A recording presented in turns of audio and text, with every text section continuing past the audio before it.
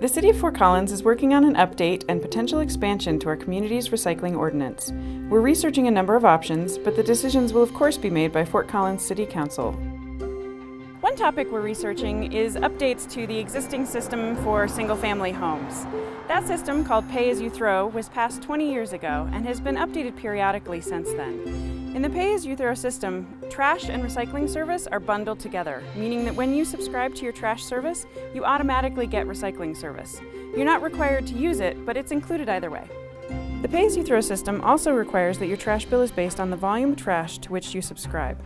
Individual private trash haulers, who provide all the trash and recycling service in Fort Collins, set their own rates for their customers.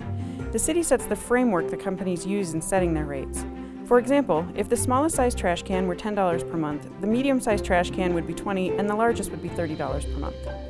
This system has proven to be very effective and very popular in Fort Collins and has actually become a best practice for communities across the nation. In public feedback we've received so far in this project, people have expressed a preference for continuing having their recycling bundled together with their trash service, so they're not charged a separate fee for recycling. The changes being considered as part of this project that would affect residents of single-family homes include a slight change to the formula for how trash and recycling service are calculated.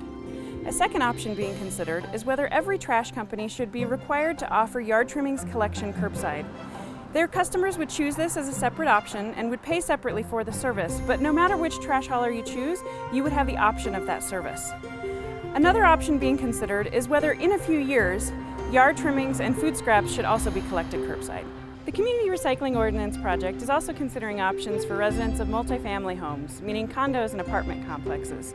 Under current ordinances, these locations aren't necessarily required to have recycling service.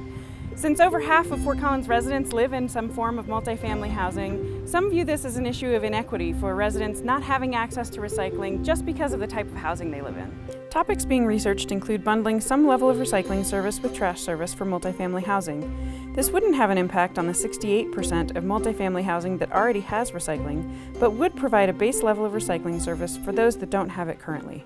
The Community Recycling Ordinance project also has a strong focus on increasing business recycling.